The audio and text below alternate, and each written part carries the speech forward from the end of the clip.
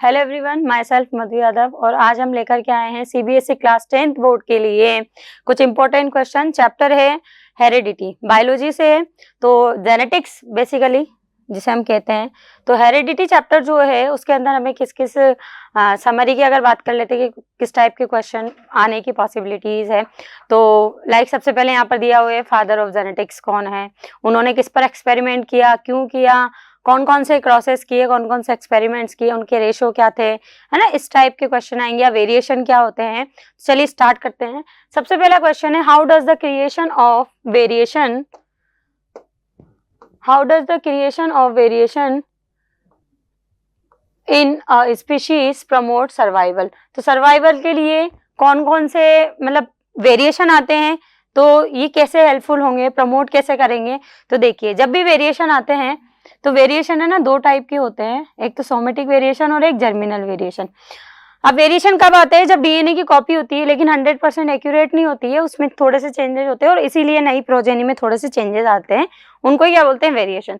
तो वेरिएशन क्या करते हैं, हेल्प करते हैं किसी भी इंडिविजुअल को सर्वाइव करने के लिए। तो ये इसका जो है आंसर हो जाएगा। रिप्रोडक्शन के दौरान ही डीएनए कॉपी होती है और वेरिएशन आते हैं। अगले क्वेश्चन की बात करें तो ये है why did Mendel choose P plant for his experiment. तो ये तो बहुत इंपॉर्टेंट क्वेश्चन है कि उन्होंने सबसे पहला क्वेश्चन है किस पर किया था, पी प्लांट पर। पी प्लांट का नाम क्या था, पाइसम सटाइवम। क्या नाम था, पाइसम सटाइवम नाम था। और इन्होंने इस पी प्लांट को ही क्यों चूज किया था, इसके भी रीजन थे, क्योंकि ये प्लांट ऐसा था जिसमें उनको बहुत सारे कॉन्ट्रास्टिंग कैरेक्टर जो थे वो दिख रहे थे, यानी कि 7 पेयर कॉन्ट्रास्टिंग कैरेक्टर के बारे में बात की थी हमने। इसके अलावा इसका जो लाइफ साइकिल है बहुत शॉर्ट होता है, एनुअल प्लांट होता है। और एक इसमें सबसे इंपॉर्टेंट बात है, इसका फ्लावर क्या होता है, बाइसेक्सुअल होता है ना। तो जरूरत पड़ने पर, वैसे तो ये क्या है, सेल्फ पोलिनेटेड है, प्रोमिनेंट क्या है, सेल्फ पोलिनेटेड है, पर जरूरत पड़ने पर क्या किया जा सकता है, क्रॉस पोलिनेशन किया जा सकता है। नेक्स्ट क्वेश्चन है डोमिनेंट कैरेक्टरिस्टिक क्या होते हैं और रिसेसिव कैरेक्टरिस्टिक क्या होता है। तो डोमिनेंट कैरेक्टरिस्टिक का मतलब होता है कि जो कैरेक्टरिस्टिक F1 जनरेशन में दिखेंगे उन्हें क्या कहते हैं, डोमिनेंट कैरेक्टरिस्टिक। अब F1 जनरेशन कौन सी F1 जनरेशन, जब हम प्योर प्लांट्स के बीच में क्या करवाएंगे, प्योर प्लांट्स के बीच में या प्योर ट्रेट वाले इंडिविजुअल के बीच में क्रॉस करवाएंगे, तो जो जनरेशन सबसे पहले मिलेगी उसे बोलते हैं F1 जनरेशन। और इस जनरेशन में क्या होगा, हाइब्रिड मिलेगा हमें, लाइक जैसे कैपिटल टी स्मॉल टी, ये प्योर है, क्या है, प्योर। क्योंकि अगर टॉल की बात करूं तो ये वाला क्या होता है, हाइब्रिड टॉल भी होता है, इसलिए मैंने प्योर बोला है। फिर यहाँ पर जो जनरेशन मिली F1 जनरेशन, और इसमें जो कैरेक्टर अपने आप को रिप्रेजेंट करेगा वो डोमिनेंट, जो नहीं करेगा वो रिसेसिव कैरेक्टर होगा। नेक्स्ट क्वेश्चन है right the sex of the baby that inherit Y chromosome from the father. Father से क्या मिला है उसको, वाई क्रोमोसोम। आपको अगर पता होगा, ये थोड़ी देर में और क्वेश्चन पे डिस्कस करेंगे हम डिटेल में। तो ये मदर फादर की बात करें तो मदर के पास में XX क्रोमोसोम होते हैं, फादर के पास में XY। ऑब्वियसली बात है, फादर के पास से उसे एक बार X और एक Y मिल सकता है, 50-50% पॉसिबिलिटीज है। ये हेट्रोगेमेटिक है, ये होमोगेमेटिक है।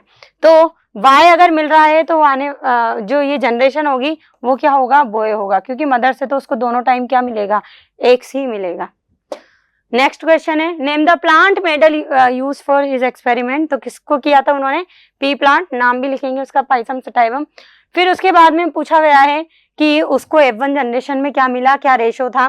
तो अगर बात करें F1 जनरेशन की और उसके बाद में F2 जनरेशन की, तो ये था कि ये F1 जनरेशन, ये हो गई F1 generation, capital T small T, और इसको जब सेल्फ पॉलिनेटेड कराया तो इस तरीके से क्या हो गया, नए प्लांट उनको मिल गए, capital T capital small small T. तो यहाँ पर ये जो जनरेशन थी ये थी F2 जनरेशन। तो यहाँ पर रेशो क्या हुआ, फिनोटाइपिक रेशो हुआ 3:1, यानी कि टॉल ड्वार्फ। टॉल और ड्वार्फ का कितना था, टॉल कितने हैं, 3 है, और एक ड्वार्फ था। और अगर जीनोटाइप की बात करें तो एक तो ये रहा, 2 ये रहे, एक ये रहा, है ना। तो इस तरीके से कैपिटल टी कैपिटल स्मॉल और स्मॉल टी 1:1। ये इसका क्या था, जीनोटाइपिक रेशो, क्या था, जीनोटाइपिक रेशो था। तो यहाँ पर यही बताना है, बस इसको लैंग्वेज में बताना है कि प्योर प्लांट्स के बीच में क्रॉस करवाइए, फिर उसके बाद में F1 जनरेशन मिलेगी, फिर उसको सेल्फ पॉलिनेटेड करा के जो मिलेगी वो F2 जनरेशन है, उसका रेशो इस तरीके से। नेक्स्ट क्वेश्चन है what is DNA copy, DNA copy क्या होती है और इसका मतलब क्या है, इंपॉर्टेंस क्या है भाई।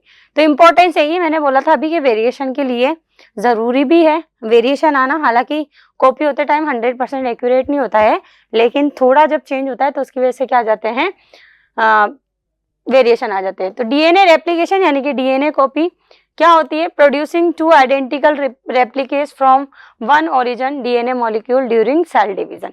सेल डिवीजन के दौरान ये होता है DNA copy. DNA replication needs to occur so that during cell division new cells will also have a copy of organism's DNA.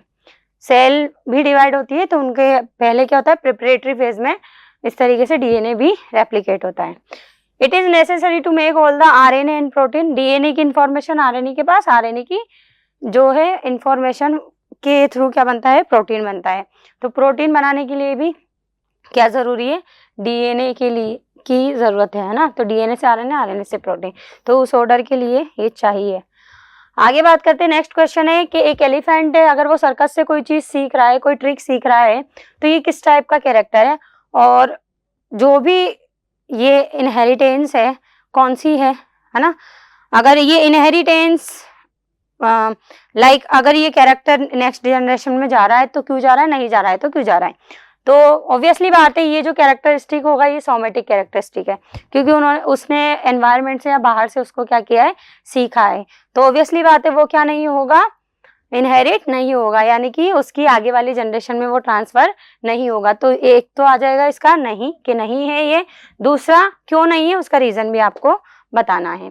Next question है, ये 3 तरीके से, कितनी भी तरीके से क्वेश्चन आ सकता है कि ह्यूमन के अंदर फीमेल चाइल्ड और मेल चाइल्ड की जो प्रोबेबिलिटी है वो इतनी होती है, 50-50% की बात करें। फिर उसके बाद में है कि एक आता है कि मेल रेस्पॉन्सिबल होता है, फीमेल नहीं होता है सेक्स डिटर्मिनेशन के लिए, वाई जस्टिफाई कीजिए तो भी यही आंसर होगा इसका। और एक डायरेक्ट ही आ जाता है कि किसी भी चाइल्ड का सेक्स डिटरमाइन कैसे होगा। या एक क्वेश्चन और बन सकता है कि ह्यूमन के अंदर सेक्स डिटर्मिनेशन को एक्सप्लेन कीजिए। तो सबका आंसर यही होगा।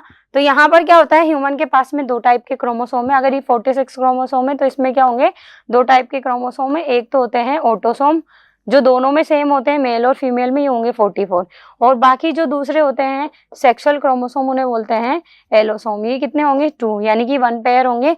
और यही क्या होते हैं, एक सेक्स तो फीमेल में और XY मेल में होते हैं। और अभी मैंने थोड़ी देर पहले बताया था किस तरीके से होगा, ये है, ये मदर, ये फादर, ठीक है, ये इनके गैमेट्स बने, एक सेक्स, ये बन गया XY। अब यहाँ से ये, तो ये बन गई गर्ल, ये बॉय, ये गर्ल और ये बॉय। तो इस तरीके से ये क्या हो जाएंगे, 50-50% गर्ल और बॉय होंगे। तो यहाँ पर ये इसका क्रिस क्रॉस जो बताते हैं, ये बताना जरूरी है। अगर इस टाइप का क्वेश्चन आता है तो ये भी बताना जरूरी है। उसके बाद में एक क्वेश्चन पूछा गया है, in pea plant round seed is dominant. अब बोला गया है राउंड सीड, जब भी हम राउंड सीड सुनते हैं तो हमारे दिमाग में एक ही चीज आती है, डाईहाइब्रिड क्रॉस, क्योंकि हमने राउंड को येलो के साथ लिया होता है या टॉल प्लांट के साथ लिया होता है। लेकिन हमेशा ऐसा नहीं है, राउंड सीड ही बोला है उसने केवल, अभी उसने दूसरा कैरेक्टर नहीं बताया है। ओवर रिंकल, यानी कि राउंड तो क्या हो गया डोमिनेंट, रिंकल क्या हो गया रिसेसिव कैरेक्टर है, यानी कि ये क्या हो गया मोनोहाइब्रिड क्रॉस है। डाईहाइब्रिड क्रॉस की तरह हमें इसे ट्रीट नहीं करना है। तो क्या क्वेश्चन पूछे गए हैं, mention the genes for the trait of person, parent, parent का जीन क्या होगा। तो राउंड के लिए क्या यूज करते हैं, कैपिटल टी क्या यूज कर, राउंड के लिए क्या यूज करेंगे, कैपिटल आर, रिंकल के लिए यूज करेंगे स्मॉल आर। तो ये इनके क्या होंगे, जीन्स होंगे। सेकंड क्वेश्चन है, state the trait of F1 hybrid. F1 hybrid क्या होगी, जैसे जब हम टोल डॉर्फ में कराते हैं तो क्या होता है, टोल ही तो होता है ना इस तरीके से, कैपिटल टी स्मॉल टी, तो ये भी इस तरीके से ही होगा, है ना, कैपिटल आर स्मॉल आर, यानी कि सारे क्या होंगे राउंड हाइब्रिड। और लास्ट क्वेश्चन है, what is the ratio of F2 generation. F2 generation का रेशो होता है 3:1, ये तो होता है फिनोटाइप, और 1:1 ये क्या होता है जीनोटाइप। और एक क्वेश्चन इसीलिए स्पेशली पूछा गया है, नेम द क्रॉस, इसकी क्रॉस का क्या लिखिए, नाम लिखिए। तो कौन सा क्रॉस होगा, ये मोनोहाइब्रिड क्रॉस, क्या होगा मोनोहाइब्रिड क्रॉस ये होगा। ठीक, आगे बढ़ते हैं। नेक्स्ट क्वेश्चन है, in a cross between plant with purple flower and plant with white flower. अब देखो इस क्वेश्चन में ये बात भी बताई गई है कि जो पहले लिखा हुआ है ना हमेशा वही डोमिनेंट नहीं होता है। क्यों? क्योंकि नेक्स्ट लाइन क्या कह रही है, the F1 generation F1 had all white flower. F1 के पास क्या है, वाइट, और F1 में कौन आता है, डोमिनेंट कैरेक्टर आता है, तो वाइट क्या हो गया, डोमिनेंट हो गया। तो व्हाइट को हम किससे रिप्रेजेंट करेंगे, कैपिटल W से, और पर्पल को किससे करेंगे, स्मॉल w से हम क्या करेंगे, रिप्रेजेंट करेंगे पर्पल को। तो इस तरीके से अगर बात करें तो बिल्कुल इनकी इनहेरिटेंस बिल्कुल वैसी बतानी है जैसे हम टॉल और ड्वार्फ की बताते हैं। इसमें सारा हमें स्टेप वाइज लिखना है कि ये वाइट कैपिटल W हो गया, स्मॉल w पर्पल हो गया, फिर इसके बाद में ये इनकी क्या करवा दी, F2 जनरेशन तक इनका क्या करवा दिया, क्रॉस करवा दिया। तो क्वेश्चन क्या है, what are the genotype of F2 individual. F2 individual का जीनोटाइप है, जीनोटाइप पूछा है, फिनोटाइप नहीं, जीनोटाइप पूछा है, तो क्या आएगा 1 to 1 F1 F2 का मोनो हाइब्रिड क्रॉस में। What is the ratio of purple flower, purple flower कितने होंगे, ऑब्वियसली बात है 25% होंगे, कितने होंगे 25% होंगे पर्पल वाले। एक ये क्वेश्चन है, after self pollination in pea plant with round yellow seed following type of seeds were obtained by Mendel. ये बहुत ही अलग क्वेश्चन है। अब इसमें अगर बात करें तो यहाँ पर दिया हुआ है 4 टाइप के, आप देख सकते हैं अलग अलग दिया हुआ है, राउंड येलो दिया हुआ है, राउंड ग्रीन, रिंकल येलो और रिंकल ग्रीन, 4 अलग अलग दिए हुए हैं। अब यहाँ पर आपको 2 पेयर दिख रहे हैं, तो ऑब्वियसली बात ये क्या हो गया, डाई हाइब्रिड क्रॉस। ये क्या हो गया, डाई हाइब्रिड क्रॉस हो गया। और डाई हाइब्रिड क्रॉस क्या होता है, जिसमें 2 पेयर ऑफ कैरेक्टर की क्या करते हैं हम, इनहेरिटेंस पढ़ते हैं। तो ये इतने नंबर प्लांट उनको मिले तो बताना है। तो डाई हाइब्रिड क्रॉस में 2 पेयर की स्टडी करते हैं। और यहाँ पर जो F2 जनरेशन का रेशो आता है वो किसके अकॉर्डिंग आता है, लॉ ऑफ इंडिपेंडेंट असॉर्टमेंट। किसके अकॉर्डिंग आता है, लॉ ऑफ इंडिपेंडेंट असॉर्टमेंट। और उसकी वजह से यहाँ पर क्या आता है, ये जो 9 3 3 1 जो रेशो है, इनमें से 9 और 1 तो क्या है, पेरेंटल कॉम्बिनेशन, कौन सा, पेरेंटल। बाकी जो दोनों है 3 3 ये क्या है, न्यू कॉम्बिनेशन है। यानी कि राउंड येलो ये 9 हो गए, रिंकल ग्रीन क्या हो गए 1, बाकी 3 3 ये दोनों है। नेक्स्ट बात करें लॉ ऑफ सेग्रीगेशन या law of purity of gametes. अगर क्वेश्चन आता है तो क्या है, तो लॉ ऑफ सेग्रीगेशन का मतलब है गैमेट क्या होते हैं, सेग्रीगेट, सेग्रीगेट मतलब अलग अलग होना। Law of purity of gamete, gamete जब साथ साथ रहते हैं तो उनमें कोई ब्लेंडिंग नहीं होती है, कोई भी कंटामिनेशन नहीं होता है, ठीक है, इसलिए इसका कोई भी एक्सेप्शन नहीं है, ये यूनिवर्सल लॉ है, लॉ ऑफ सेग्रीगेशन। तो अब इसको हमें बताना है, तो लॉ ऑफ सेग्रीगेशन को हम किससे समझा सकते हैं, मोनो हाइब्रिड क्रॉस से। किससे समझा सकते हैं, मोनो हाइब्रिड क्रॉस से ही समझा सकते हैं। तो इसमें क्या होगा, F2 जनरेशन तक हमें जाना है। और फॉर एग्जाम्पल हमने मान लीजिए एक एग्जाम्पल कोई भी ले सकते हैं हम, एग्जाम्पल में हमने यहाँ पर ले लिया टॉल और ड्वार्फ वाला।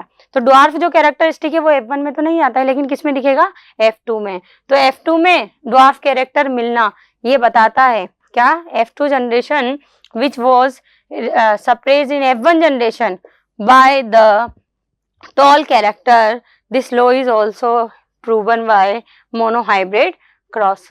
अगर इसकी ये क्रॉस देखें तो ये जो लिया गया है कैपिटल स्मॉल डी, ये एक तरीके से F1 जनरेशन की प्रोजेनी है, उनके बीच में क्या करा दिया, सेल्फ पॉलिनेशन। क्या करा दिया, सेल्फ पॉलिनेशन। तो ये जो जनरेशन मिली ये कौन सी है, F2 जनरेशन। अगर आपसे 3 अलग अलग क्वेश्चन है, अगर लॉ ऑफ डोमिनेंस पूछा जाए तो वो F1 तक ही आएगा, law of segregation F2 generation तक जाएगा मोनो हाइब्रिड क्रॉस में। और अगर इंडिपेंडेंट असॉर्टमेंट आए तो उसके लिए तो आपको डाई हाइब्रिड क्रॉस का ही यूज करना पड़ेगा। Thank you.